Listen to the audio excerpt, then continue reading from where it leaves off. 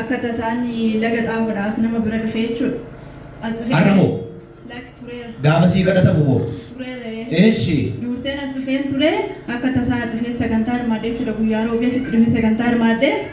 Innaa warri dokumentii qabatanii jirtan as baay'inaan nama sadi taanee as baane jechuudha. Eeshi. Innaa namni waaqayyoon irratti nu kadhatanii siniif ta'eera nu jenne jechuudha. Sana booda nan ba'ee. Anatti sinii kadhatee? Eeshi.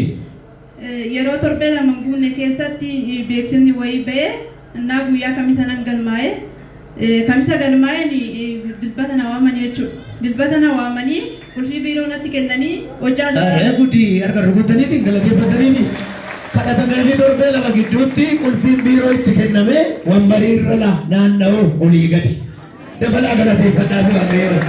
Ameen. Eeshi.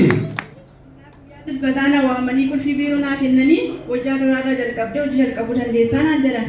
Ishii jedhee tanan hojii jalqabee innaan namna dursu baay'eetu ture namna dursu waa'ee kana keessa waaqayyo na gargaare kan hundaa gochumaati waaqayyo na gargaare. Galateeffannaa. Bakka waaqayyo si gargaare kanaafuu waaqa si gargaare kanaan maal jechuu barbaaddaati? Isa waaqayyo na gargaare kanaaf baay'ee waaqayyoon galata guddaa na galchachuun barbaada. Isaaf jiraadhu bara baraani waaqayyo si wajjin ta'uu nagaan na dhaqe. Dabalaa galateeffannaa.